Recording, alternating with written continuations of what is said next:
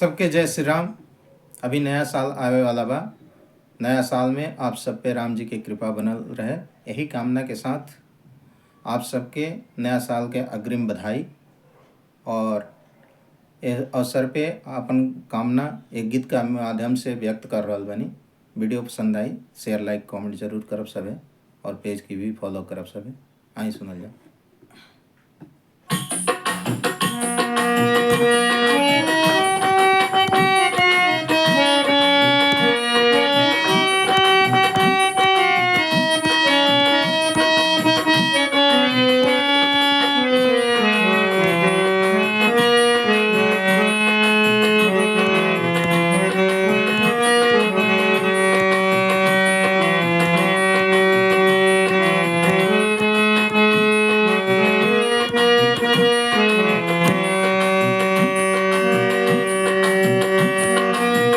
राम जी बनवल रहस कृपा बरसवल रहस। राम जी बनवल रहस कृपा बरसवल रहस।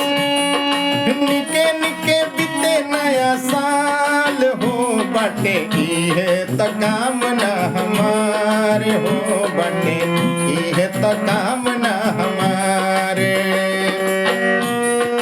राम जी बनवल रहस कृपा बरसवल रहस।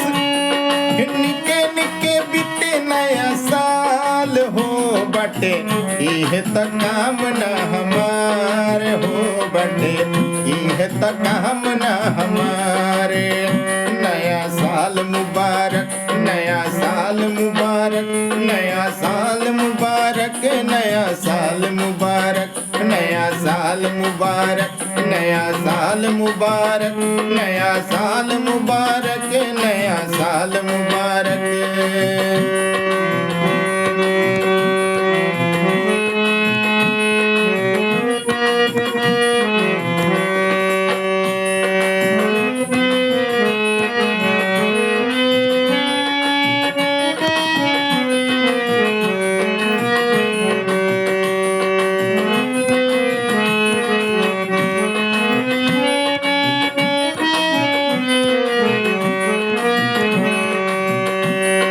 राम जी पार कर सब कहर नैया, जिंदगी में दूर रह सब रे मुदैया।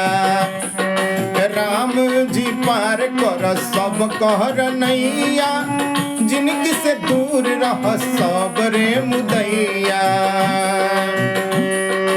कष्ट सतावे नहीं को बोर के करो, कष्ट सतावे नहीं को बोर के करो। जिंदगी होखे खुशहाल हो बटे इहे त कामना हमारे हो बटे इहे त कामना हमारे। राम जी बनवल रहस कृपा बरसवल रहस। राम जी बनवल रहस कृपा बरसवल रहस। निके निके बीते नया साल हो बटे इहे त कामना हमारे हो बटे इहे त कामना हमारे। नया साल मुबारक नया साल मुबारक नया साल मुबारक नया साल मुबारक।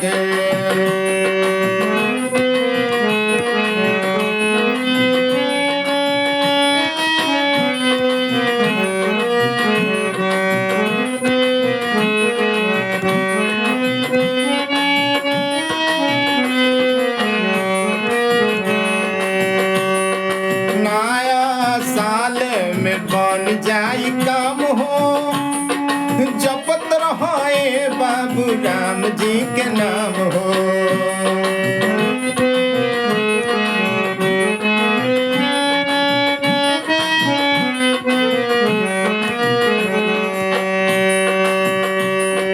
नया साल में बन जाई काम हो, जपत रहे बाबू राम जी के नाम हो।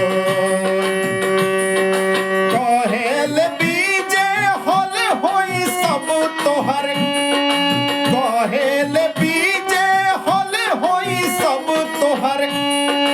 जिंदगी के जितना इह त कामना हमारे हो बटे, इह त कामना हमारे।